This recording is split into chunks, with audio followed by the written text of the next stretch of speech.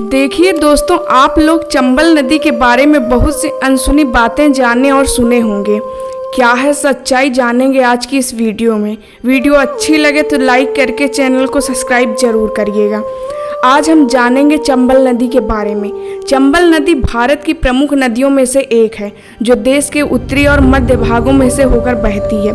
ये मध्य प्रदेश से विंध्य रेंज से निकलकर और यमुना नदी में शामिल होने से पहले राजस्थान, उत्तर प्रदेश राज्यों से होकर गुजरती है। चंबल नदी का उद्गम मध्य प्रदेश में माहू के पास विंध्या पर्वत श्रृंखला में जाना पाव और बैसन घाट नदियों के संगम से होता है।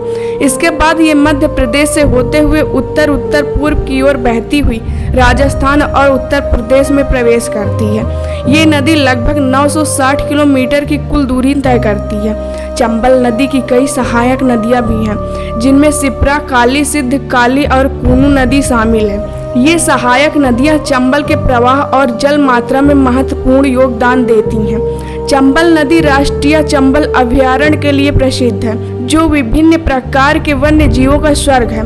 मध्य प्रदेश, राजस्थान और उत्तर प्रदेश राज्यों में फैली ये अभयारण्य गंभीर रूप से लुप्त प्राय घड़ियाल, एक लुप्त प्राय गंगा डॉल्फिन और कई अन्य जलीय और स्थलीय प्रजातियों का घर है।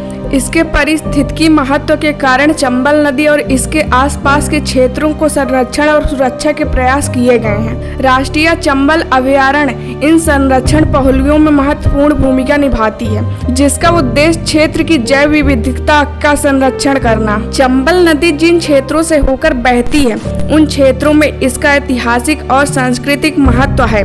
यह नदी विभिन्न सभ्यताओं की गवाह रही है और इसका उल्लेख प्राचीन भारतीय ग्रंथों में किया गया है। चंबल नदी और उसके सहायक नदियों का उपयोग आसपास की कृषि भूमि में सिंचाई के लिए किया जाता है। इस नदी के किनारे के उपजाऊ मैदान कृषि का समर्थन करते हैं, क्षेत्र की आर्थिक गतिविधियों में योगदान देते हैं। चंबल नदी के जल संसाधनों का दोहन करने के लिए इसके किनारे कई डैम और जलाशय बनाए गए हैं। कोटा बैराज और गांधी सागर डैम ऐसी संरचनाओं के एग्जाम्पल हैं जो जल भंडार, सिंचाई और बिजली उत्पादन में मदद करते हैं। भारत की कई नई नदियों की तरह चंबल नदी को भी प्रदूषण से संबंधित चुनौतियों का सामना करना पड़ता है। औद्योगिक निर्वहन, कृषि अपवाह और शहरी अपशिष्ट जल प्रदूषण में योगदान करते हैं, जो पारिस्थितिकी तंत्र और नदी में रहने वाली प्रजातियों को प्रभावित करते हैं। चंबल नदी अपनी समृद्धि, जैव विविधता और संस्कृति महत्व के साथ भारत के भूगोल और ऐतिहासिक विविध पहलुओं के परिणाम के रूप में खड़ी है।